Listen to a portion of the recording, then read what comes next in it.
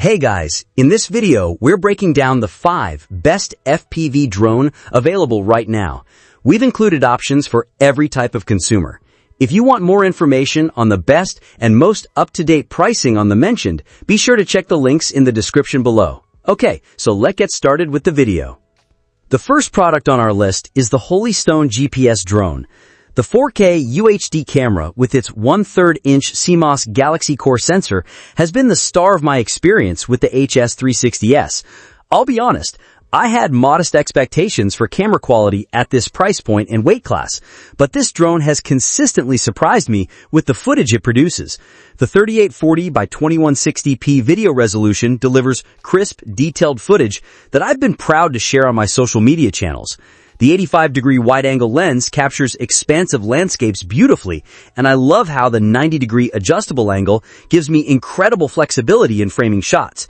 The 20-minute flight time from the modular battery has proven adequate for most of my shooting needs, though like any drone enthusiast, I always wish for more. What I appreciate is how efficiently the drone manages power consumption, giving me consistent performance throughout each flight session. At number 2 on our list is the DEERC D65 2-axis EPS drones. I'll be honest, I was skeptical about the 4K claims. Too many budget drones promise 4K but deliver disappointing results. The D65, however, genuinely impressed me. During my first flight over a local lake at golden hour, the footage came out sharp, vibrant, and surprisingly cinematic. The brushless motors deserve special mention. Coming from drones with brush motors, the difference in noise levels alone is remarkable. I can actually have conversations while the drone is hovering nearby, which makes it much more pleasant for group outings. The sub-250-gram weight classification has been a game-changer for my travel photography. I've flown this drone in countries where heavier drones would require special permits or be prohibited entirely. The compact size means it doesn't dominate my luggage, leaving room for other camera gear. At number 3 on our list is the DJI Avata 2 FPV drones. The 155-degree field of view fundamentally changes how I approach aerial videography.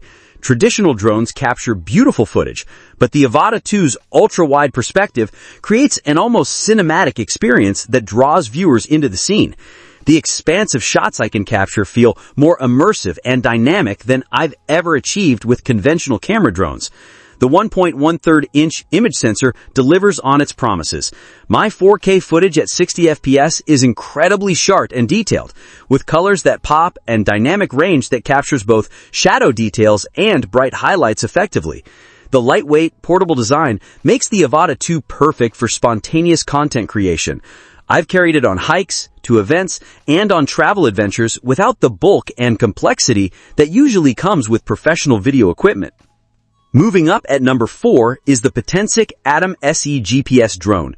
Despite its lightweight construction, the Atom SE feels remarkably solid. The brushless motors have a premium feel, and after numerous flights in various conditions, I haven't experienced any wobbling or instability that often plagues ultralight drones. This is where the Atom SE truly distinguishes itself from competitors. The 60-watt parallel charging hub is brilliant. I can charge all 3 batteries simultaneously in just 1.5 hours. This eliminates the frustrating downtime that typically plagues multi-battery drone sessions. The flight modes deserve special attention. Beginner mode is genuinely useful for newcomers. It's not just a marketing gimmick. The reduced speed and restricted flight envelope give new pilots confidence while they learn. I found myself switching to sport mode frequently, and the claimed 16 meters per second top speed feels accurate. At number 5 is the karuisrc GPS drone. The dual camera setup initially made me skeptical. I've seen too many dual camera drones that were more marketing gimmick than functional advantage.